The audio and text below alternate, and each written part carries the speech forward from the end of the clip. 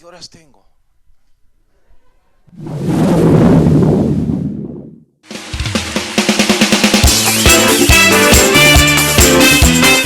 Salvador, yo voy a pasar más rato. Buenas noches, el Señor les bendiga. Pueden tomar su asiento.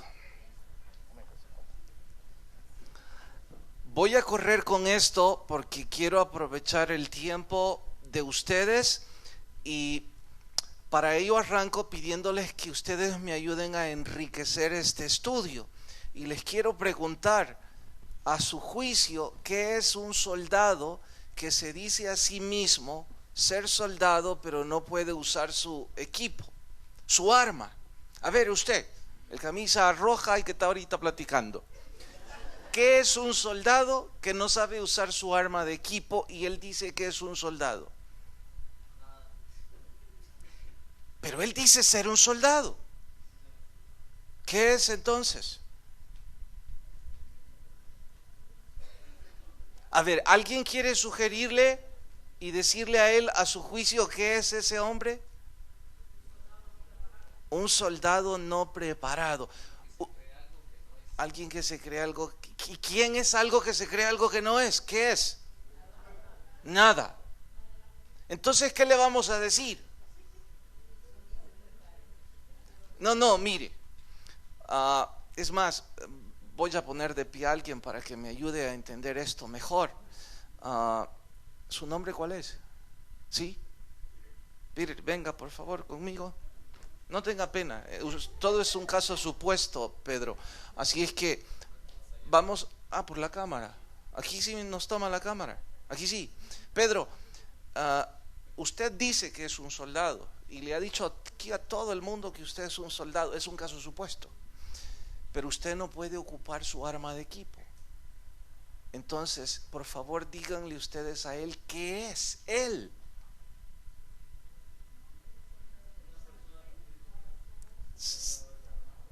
Un soldado desarmado. Yo no conozco ningún soldado desarmado. ¿Qué? Un impostor. Un impostor. Gracias, Pedro. Se están poniendo muy duros y ya le han dicho impostor. Mejor siéntese. Ahora venga usted, por favor. ¿Su nombre? ¿Perdón? No sé cómo pronunciarlo. Venga, le voy a decir hermana. Ok, Janel. Ok, Janet. Usted dice ser médico, pero no sabe nada de medicina. Así que ahora ayúdenme y díganme qué es ella.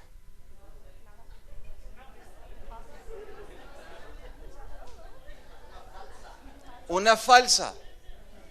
Igual siéntese porque de impostora y falsa ya esto se volvió grave. A él le han dicho impostora, a ella le han dicho falsa y usted va a ser el abogado. Venga. Y aquí han estado hablando de abogados, así que esto se complica. ¿Su nombre? José. No sabe nada de libros de ley. Y ella le fue a buscar para que resolviera el asunto de su suegra. Y él dice, lo voy a hacer porque soy un buen abogado, pero no sabe nada de libros de ley. ¿Qué es él? Un mentiroso. Gracias. Todo vino de este lado. Impostor, falsa. Y finalmente, no sé qué es lo que le dijeron. Pero voy a resumir que los tres sellos en un caso supuesto son farsantes, ¿cierto? Porque dicen ser algo que no son. Es que un soldado, para ser soldado, tiene que saber usar su arma de equipo.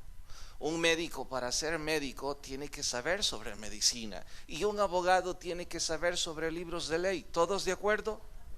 Ahora díganme, ¿qué es un cristiano de 5 años de convertido que no sabe usar su Biblia? Tengan cuidado con lo que dicen.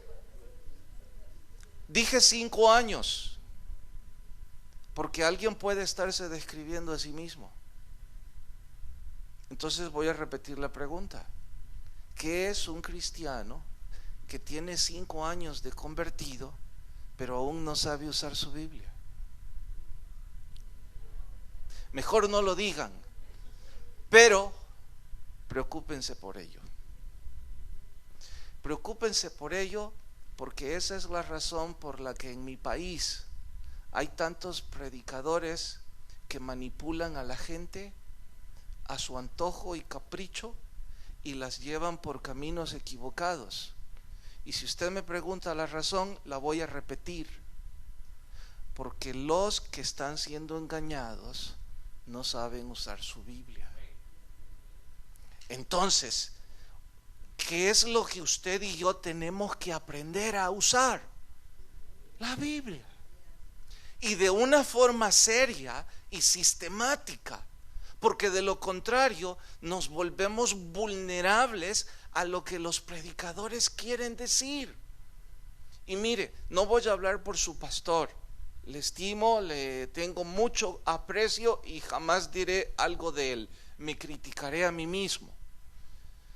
Los predicadores tenemos verborrea, tenemos facilidad de expresión, no tenemos pánico escénico, podemos manejar los auditoriums a veces a nuestro antojo y podemos decir un montón de barbaries que no están en la Biblia. Y si usted no estudia la Biblia de forma seria, usted es vulnerable a aprender un montón de cosas que los predicadores podemos decir.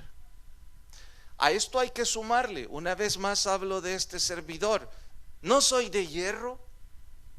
A veces subo al púlpito en donde predico con mucho ánimo porque las cosas me están yendo muy bien, pero a veces estoy muy desanimado. Y las personas que llegan a escucharme significa que están supuestas a que a mí las cosas me vayan bien. No puede ser.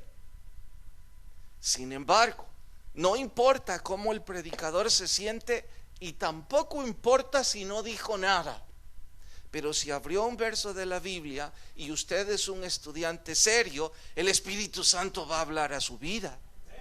Aún cuando el predicador no dijo nada.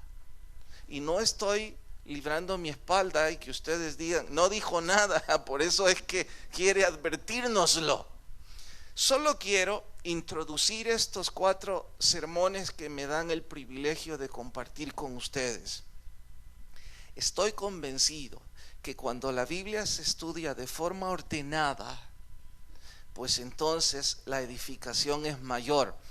En el seminario que estudié, que fue el mismo que su pastor, había un eslogan que decía, un texto, a ver, termínelo, es un pretexto. Todos los que estudiamos ahí teníamos eso de memoria mejor que nuestro nombre. Un texto sin su contexto es un pretexto para inventar algo. Así es que yo esta noche, como se supone que tengo facilidad de expresión, tengo verborrea, no tengo pánico escénico, entonces voy a agarrar cualquier texto, lo saco de su contexto, me invento algo y Dios lo guarde a ustedes. Será mejor para ustedes que yo tome un libro desde su inicio, en su contexto, hasta que lo termine y que el Espíritu Santo hable a ustedes. Estuve dando vueltas cuando tuve el privilegio que su pastor me dijo 4 sermones, ¿cómo tomo un libro de la Biblia pequeño que pueda terminar en 4 sermones? Es más, les quiero decir algo, si alguno de ustedes es cristiano de 5 años y nunca ha leído un libro completo de la Biblia, usted debería estar preocupado, porque usted es un abogado que no sabe del libro de leyes. Ahora, claro que en 5 años no es suficiente para haberla leído toda, pero sí digo, al menos uno tuvo que haber leído. Y si hubiera buscado Judas, es una página apenas.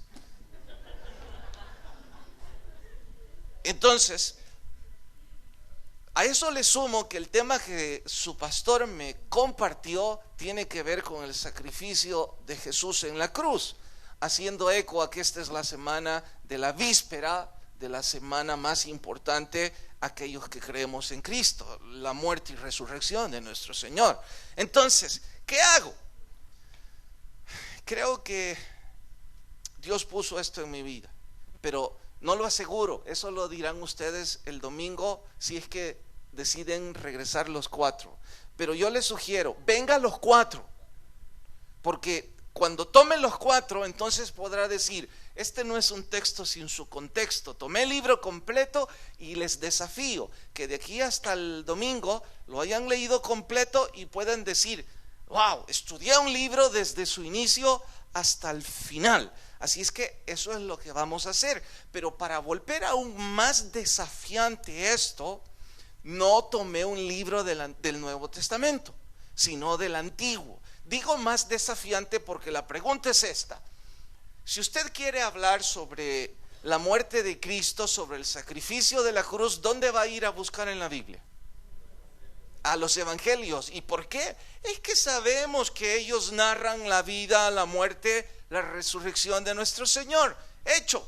Y les pregunto, ¿y todos los demás libros que hablan entonces? De lo mismo, estoy de acuerdo. Pero es nuestro trabajo descubrir en dónde aparece la cruz de Cristo en esos otros libros. Y ya hay algunos de esos libros, y no lo digo por ustedes, lo digo por la iglesia en la que pastoreo, y que no vayan a oír allá, borre eso, a saber si está en vivo, que algunos de ellos han sido susceptibles por otros predicadores durante años de cristianismo y nunca abrieron en su Biblia libros pequeños que ni siquiera saben cómo se pronuncian. Regularmente están entre los profetas menores. Ya les explico qué es eso. Y cuando yo dije, por favor, hablan el libro X, tardaron tanto, y las páginas pegadas. Claro que no va a ser el ejemplo de ninguno de ustedes, y seguro los de 5 años y más, esos libros saben por qué están ahí. Pero me dijo un buen amigo en la iglesia: Carlos, yo no quiero leer esos libros porque no los entiendo, no dicen nada del Señor Jesús, y sabemos que Cristo es el protagonista de la Biblia. Cierto, Jesús es el protagonista. De hecho, si usted quita a Jesús en la Biblia, esto ya no tiene importancia. Es que todos los libros hablan sobre Cristo, pero es desafío nuestro como estudiantes descubrirlo, rasgar de esas páginas y descubrir qué es lo que el Señor habla. Para ello, tengo que hablarles de una especie de contexto. En los libros se llama prefacio, y yo sé que ustedes habrán leído, si no de la Biblia, de cualquiera tipo de literatura, alguna vez un libro desde su inicio. Y si algunos nunca, aunque sea en la escuela, los obligaron a leer algo y tuvieron que leer el prefacio. ¿Qué es el prefacio? Es lo que aparece a la entrada. Y prefacio es una palabra compuesta, viene del latín que dice pre, significa antes, facio, hablar, antes de hablar. ¿Saben lo que yo estoy haciendo esta noche? Estoy haciendo un prefacio, estoy hablando antes de hablar. ¿Qué es lo que quiero hacer? Introducir ese libro, tratar de enamorarles, decirles: mire, cuando nos metamos ahí, ustedes van a descubrir esto, ustedes van a conocer de antemano quién es el autor, porque cuando uno sabe quién escribe, como que le toma mayor pasión y sentido. También les voy a contar en el prefacio los lugares geográficos importantes, para que cuando ustedes lean esas ciudades, entonces se enamoren de eso. También voy a contarles en qué momento está escrito. Todo esto antes de hablar del libro. Y antes de hablar del libro, lo voy a poner en su contexto. De hecho, la Biblia está dividida, lo voy a ocupar como un recurso mnemotécnico y para que nunca lo olviden.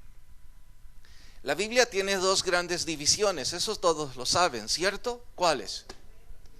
Antiguo y Nuevo. Voy a decir que aquí está el Antiguo a mi mano derecha y que aquí está el Nuevo en mi mano izquierda, y que aquí hay una especie de abismo. Entonces, ¿qué une estos 2 testamentos? ¿Qué lo une? ¿Alguien tiene idea? Lo une la cruz de Cristo. Es como si entre estas 2 épocas hay un abismo y la cruz de Cristo se convierte en un puente que une a ambas. Entonces hay que caminar por ese puente, pero yo quiero ir aquí. Y este Antiguo Testamento también está dividido en 5. Usted no lo va a olvidar porque 5 dedos hay en su mano. Y cada vez que usted piense en esta división, ¿cuántos libros hay? Bueno, hay 5. Una ilustración extra. Hagan cuenta y caso que en esa librera, aquí, hay un montón de libros bien ordenados. Y en esa otra hay otro montón de libros, pero desordenados. Insisto, aquí están ordenados y ahí están desordenados. A ver, ayúdeme, Janelle. Así es, ¿no? ¿Cuál de esos? Usted ha decidido esta noche que va a ir a leer a su casa, porque usted es doctora y le avergonzaron que no sabe nada de medicina. Entonces ahí están los libros de medicina y dice, hoy voy a empezar a leer libros de medicina. En ambas libreras hay libros de medicina. ¿En cuál usted elige buscar un libro? Aquí están ordenados y aquí están desordenados. ¿En cuál? ¿Y por qué va a elegir entre los ordenados? ¿No sabe? ¿Alguien más va a elegir entre los ordenados? ¿Por qué? Hermana, usted dijo que sí. Porque es más fácil encontrarlos. Además, si alguien los ordenó, alguna lógica de orden tiene. Mientras que esos desordenados, lo más seguro es que están tirados, a lo mejor son revistas sin importancia, etcétera, etcétera. La Biblia está ordenada y con un orden sistemático tan especial que cuando uno conoce ese orden, uno dice, ahora entiendo, ahora sí quiero leer estos libros del Antiguo. Porque como antes creí que era una librera desordenada que no entendía, momento, ahora sí lo entiendo. Una vez más, la división son 5. Y voy a colocar, no pretendo que se aprendan esto, pero si alguien quisiera aprenderlo es tan fácil. No, mejor eso se los enseño mañana. Porque mañana sí me va a prestar la pizarra. O voy a aprender a ocupar la electrónica. Es que no puedo y le dije, mejor no. En estas 5 dedos hay una división de unos libros que se llaman profetas menores. Mañana les explico todo el contexto. Son 12. Y de esos 12 voy a tomar uno. Y si usted me dice, ¿y por qué? Voy a tomar uno porque pretendo mostrarles que aún en esos libros chiquitos que parece no dicen nada de Jesús, está la cruz de Cristo inmersa. Pero es nuestro trabajo descubrirla. Y es nuestro trabajo edificarnos a través de ello. ¿Cómo vamos a hacer eso? Bueno, con varias cosas. Por hoy, insisto, solo estoy hablando antes de hablar. ¿Estamos claros? Ustedes me dirán, bien, ya entendí hasta ahí y queda en capítulo que mañana me explique sobre eso de los, pero se lo voy a, como una pequeña, para los que lo quieren memorizar, libros del Pentateuco, libros históricos, libros poéticos, profetas y profetas. Son 5, es fácil y solo es una especie de acróstico siempre con la letra P y con la letra H. Mañana, cuando se los escribe en la pizarra, ustedes dirán, wow, esto es tan fácil. Niños de 5 años no lo van a olvidar. Es tan fácil. Pero bien, de ahí saco una división que se llaman los profetas menores. ¿Por qué cree alguien que se llaman profetas menores? Se llaman profetas porque hablan de profecía. ¿De qué profecía hablan? De muchas, pero sobre todo de la de Cristo. ¿Y qué es profecía? Algo que está por venir. Entonces, por favor, entiéndame esto. Estos están utilizando la cruz, el puente del que les hablé. Están profetizando que van a ir aquí a través de esta cruz. Y por eso se llaman profetas. Y se les llama menores porque el volumen de sus libros es tan, pero tan pequeño que es menor que los que son grandes. Y como mi oración es que el domingo todos hayan leído completo ese libro y lo hayan entendido, tomé ese libro. Así es que, ¿qué es lo que vamos a hacer ahora? De esos 12, elijo uno y ahí empezamos nuestro estudio de hoy, titulado El primo de Josías. ¿Qué es eso? Espere un momento. Por hoy, vaya a Sofonías capítulo 1. Y si está pegada a su página, no tenga pena, despéguela. Sofonías capítulo 1.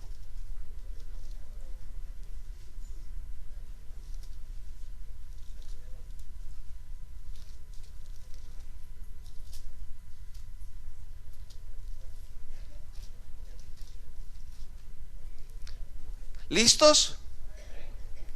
La tenían despegada.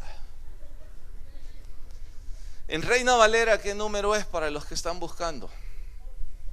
¿11 qué? 1169. ¿Listos? Bueno, así sentaditos, nomás voy a leer un verso.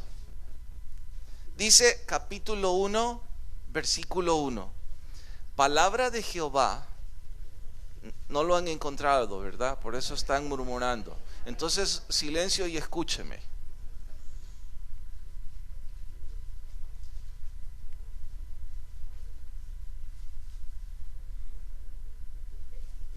No puedo empezar si no están en silencio. Sofonías capítulo 1, voy al verso 1. Dice, palabra de Jehová que vino a Sofonías, hijo de Cusi, hijo de Gedalías, hijo de Amarías, hijo de Ezequías, hijo de Josías, rey de Judá. Deténganse. ¿Conocen a alguno de estos? ¿A quién conocen de estos? A Josías, ¿verdad? ¿A Gedalías? ¿A quién otro conocen? Siendo muy estrictos en la costumbre de los predicadores, yo creo que los únicos dos conocidos son Ezequías y Josías. Ahora les pregunto, ¿y por qué estarán todos estos nombres? Quién sabe y no importa. Momento. Si Dios los puso, ustedes y yo vivimos diciendo que este libro es la palabra de Dios, ¿cierto? Entonces, ¿cómo se nos ocurre decir que hay cosas aquí que no son importantes? Sí son importantes, pero hay que descubrir por qué es importante. Y eso es lo que empezamos a hacer esta noche. Por favor, inclinen sus rostros y en oración pido la bendición. Señor, te ruego tu Espíritu Santo tome mis palabras. Ellos no necesitan escucharme, ni yo tampoco. Ellos y yo necesitamos escuchar la unción de tu Espíritu, y por eso te ruego que cambies mis palabras tirándolas en un cesto de basura y pongas en sus oídos y en los míos tu palabra, y que sea esa la que provoque cambios en nuestro diario vivir. Señor, por favor habla a nuestras vidas, te lo suplico en el nombre de Jesús nuestro Señor. Amén. Hice esto. Tomé los 12 profetas menores y empecé a ver los papás de cada profeta. Eso se llama árbol genealógico. Y escuchen esto. De los 12, de 7 no se dice nada. ¿Qué significa? No es relevante. De los otros 4 solo se menciona el abuelo máximo. En realidad solo de Zacarías. De los otros 3 solo se menciona el papá, y de Zacarías hasta el abuelo. Pero de Sofonías se menciona su árbol genealógico un poco más allá del tatarabuelo. Es el árbol genealógico completo. Así es que si en los otros no se dice nada es porque no es relevante, pero en esto se dice tanto es porque es muy relevante. Y hay que preguntar, bueno, descubramos quién es Sofonías. Y empecé a buscar, cosa que usted puede hacer cuando empiece a estudiar la Biblia de forma seria, y descubrí que en el Antiguo Testamento se mencionaba el linaje para recibir la autoridad política, civil, militar o religiosa. Dicho de otra manera, si yo soy Carlos, hijo de un desconocido, seguiré siendo un desconocido. Pero si yo soy Carlos, hijo de alguien muy reconocido en la política, en lo religioso, en lo familiar, entonces yo soy Carlos, hijo de ese importante. Y cuando llega mi época, yo puedo reclamar mi derecho al título religioso, al título militar o al título político. Así es que este señor está reclamando dos títulos. El primero está diciendo que él viene de una familia real, de príncipes, y que es el bisnieto del rey Ezequías. Y esto a la vez lo convierte, sorpréndanse, en primo del rey Josías. ¿Y qué me importa quiénes son todos esos? Espere, ya dije antes, sé que ustedes conocen al rey Ezequías y conocen al rey Josías. Y ahora estoy poniendo el contexto histórico. Antes de hablar del libro, estoy mencionando lo que estaba pasando en su historia para que ustedes lo entiendan mejor, su mensaje. Ezequías fue aquel rey, buen rey, que no se quería morir. ¿Ya lo recordaron? Pocos en la historia bíblica, o quizás el único, hizo un capricho de esos y Dios lo consintió. Para los que no saben, llega a la mayor parte de su edad, era tan buen rey que Dios le dice, debo llevarte, y él empieza como que es un niño, no me quiero morir. Y empieza a llorar y a orar, y como era un buen hombre, en su misericordia, Dios consiente a sus hijos. No se sorprenda, la Biblia dice que los que le sirven a Dios son especial tesoro para Dios. Entonces lo consiente y le dice, te voy a dar más años. Ese fue Ezequías, un buen rey.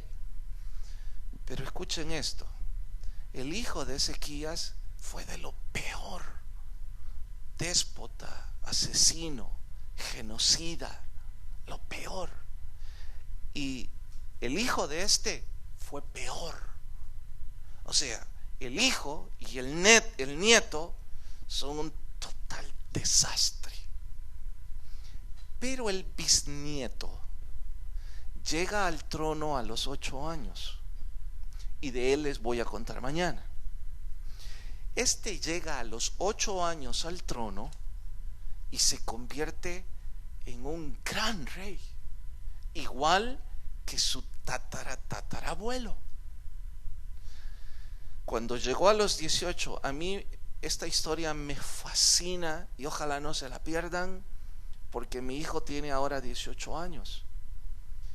Y cuando yo lo estaba leyendo, mi hijo me desafiaba con sus ojos diciéndome, déjame en paz, no soy Josías. Porque es un gigante. A los 18 años tuvo las agallas, el coraje de enfrentar a todo el sistema religioso corrupto, amenazarlos de excomulgarlos de su tierra, botó todos los ídolos y provocó un gobierno espiritual como pocos en la historia. Increíble. Pero ya dije, de ese hablo mañana. Este rey que ustedes conocen era primo de Sofonías, del que estoy ahora leyendo. Y esto les asombrará más. Fueron criados por la misma persona. Y no solo Sofonías y Josías, sorpréndanse un poco más, también crió a Jeremías, también crió a Habacuc, a Nehemías y a Ananías. Una generación de gigantes que aparecen en la Biblia y que erizan los vellos. Y aquí viene la pregunta: ¿quién los entrenó? ¿Quién fue el tutor? Sabemos que Dios. Pero un niño de 8 años no llega al trono y se convierte en un gigante por sí solo. ni tampoco un adolescente de 18 años, aunque tenga muchas agallas, no es un gran estadista como para hacer las cosas que Sofonías hizo. Algo había tras ese trono. Tenemos que descubrir qué había tras ese trono. Y nosotros los predicadores, hablo por mí, somos tan ingratos que hemos tenido en el anonimato al sacerdote que educó a esos muchachos. Se llamó Hilcías. Les voy a explicar esto. En ese entonces, los sacerdotes no se encargaban únicamente de educar en el programa religioso. También les enseñaban a leer, les enseñaban costumbres y sobre todo a los hijos de los reyes, a los príncipes, a los hijos de los sacerdotes. Era una escuela para preparar a los que iban a gobernar Israel. Ahí están estos 7 u 8 muchachos, y si mis cálculos no son incorrectos, por ahí andaban un poco antes, un poco después, también Sadrach, Mesach y Abednego. Pero este es mi asunto ahora. Ayúdenme ustedes, porque voy a dejar aquí el prefacio para ir a mi sermón. Mire, he estado hablando antes de hablar. Ahora voy al sermón. Y son las 9 y me dijo que tenía hasta las 9:10. En 10 minutos va mi sermón. Saber cómo, pero ahí voy. Ok, ayúdenme ustedes a predicarlo. Respóndanme, ¿cómo es posible que el nieto y el hijo de Ezequías hayan sido un desastre completo cuando su padre fue un gran rey? Ezequías fue un gran rey, pero su hijo y su nieto son un total desastre. ¿Por qué razón? Aquí hay muchos papás, díganme. ¿Sí, hermano? ¿Porque fueron desobedientes?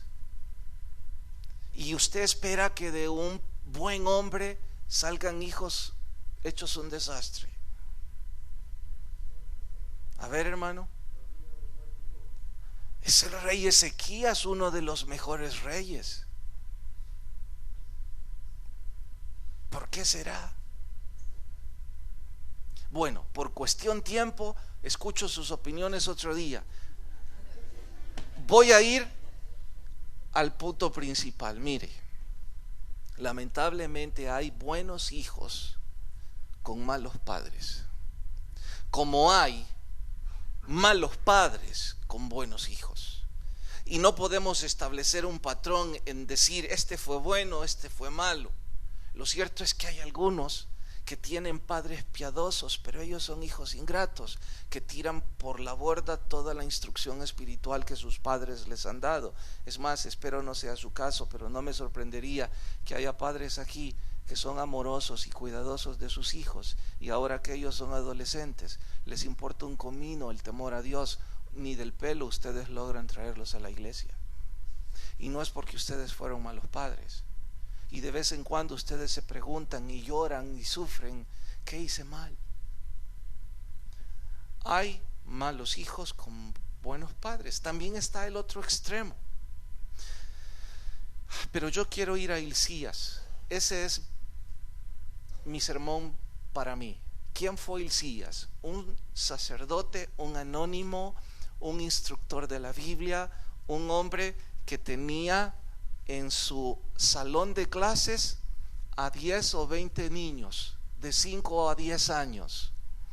Los instruyó con tanta pasión y con tanto amor que estos hombres quedaron marcados por el Espíritu de Dios cuando eran unos niños. Yo no sé en qué clase sucedió, pero me emociona pensarlo, que en una de esas clases en las que Hilcías hablaba sobre el Pentateuco, el Espíritu de Dios descendió, abrazó a estos niños y dijo: ustedes serán el plan de Dios para mañana. Y el instrumento era Hilcías. Oiga, ¿qué tiene que ver todo esto con el sermón? Dos cosas. La primera, los que hoy por hoy son tutores, mentores, padres de familia, profesores con los niños, los que son instructores en la universidad, en sus escuelas, y están instruyendo a otras personas y tienen la oportunidad de ministrarles la palabra de Dios. Allí entre esos 5 o esos 50 o esos 100, el Espíritu Santo puede tocar el corazón de algunos gigantes, como también Satanás puede hacerlo. ¿Y sabe quién es el instrumento que Dios va a usar? Usted como mentor. Usted toma con amor, con pasión y con la mayor entrega cuando tiene que instruir a otros sobre el Señor Jesucristo en su vida. Y si no lo hace, mire la oportunidad que está perdiendo. Cuando estudié en una escuela pública tan pobre que los que sacaban mejores notas no limpiaban los sanitarios. Entonces yo fui el mejor estudiante para nunca limpiar sanitarios, no por bueno, sino porque no quería limpiar sanitarios. En mi esfuerzo por no limpiar sanitarios, mi profesora descubrió que me gustaba hablar en público. En primer grado, era un niño. Y desde entonces, cada vez que había un acto público, me pasaba al frente a recitar, a oratorios, a concursos, a recitar la oración a la bandera.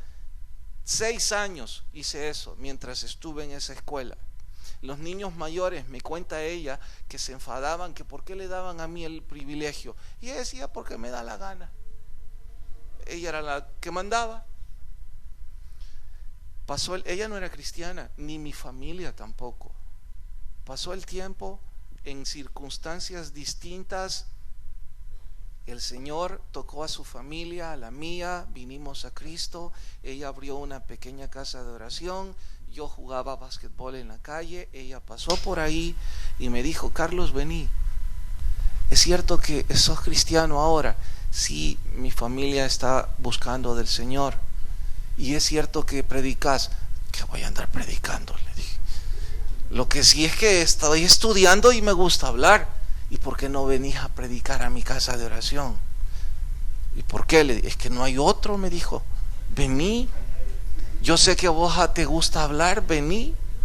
Y yo le dije, bueno, si no tiene otro, no hay mucha opción, yo voy. Eso fue hace un poco más de 24 años. Allí empezó la iglesia que este servidor pastorea. Y hay algo más. ¿Saben quién es la que dirige la capilla infantil ahora en esa iglesia? ¿Quién fue mi maestra cuando yo era un niño? Ahora es una anciana como de 70 y un poco de años, y perdonen si hay personas de esa edad y dije anciano, lo digo con mucho respeto. Y hay algunos profesores en nuestra iglesia que ya están graduados de nuestro seminario y son profesionales, algunos con maestrías en educación, y se enfadan y tras bastidores siempre murmuran, ¿y por qué ella es la superintendente si ya se va a morir?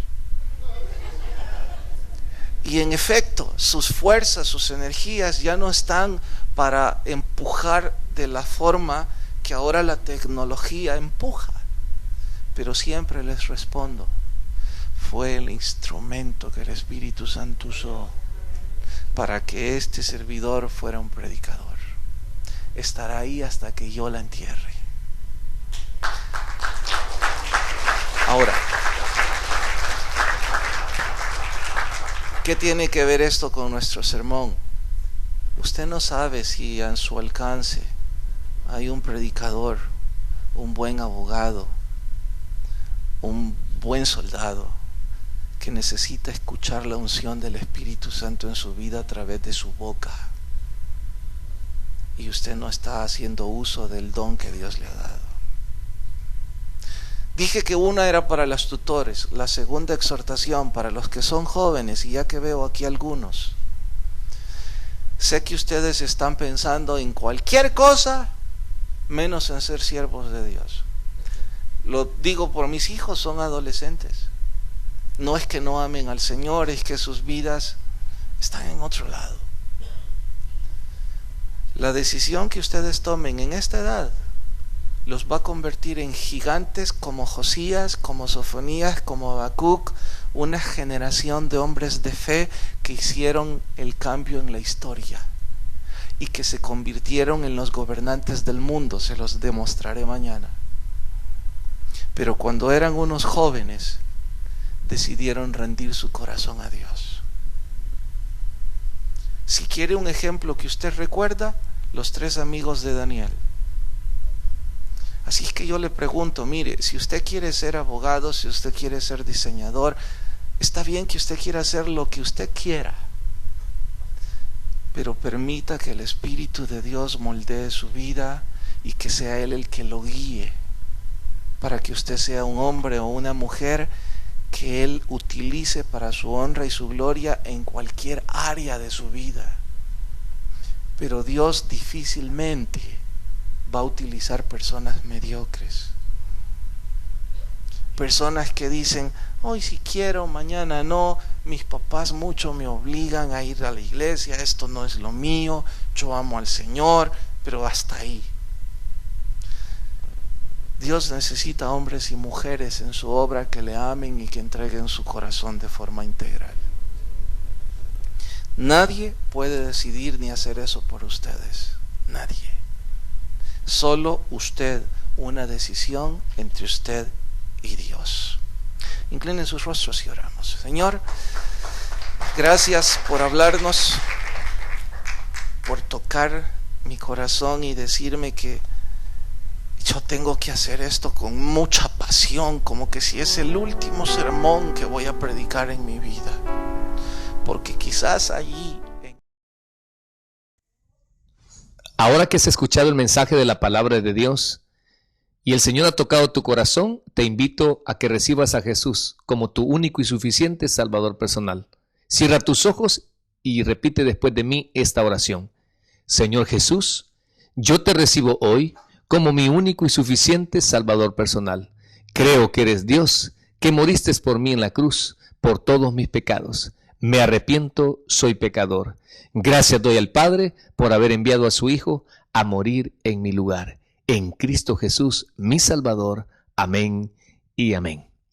Hola, soy el reverendo Edwin Escobar y te invito a que te puedas congregar con nosotros en nuestro tabernáculo de Hollywood en el 854 North Western Avenue, Los Ángeles, California 90029. Será un gusto que puedas congregarte donde predicamos la sana doctrina. Te esperamos.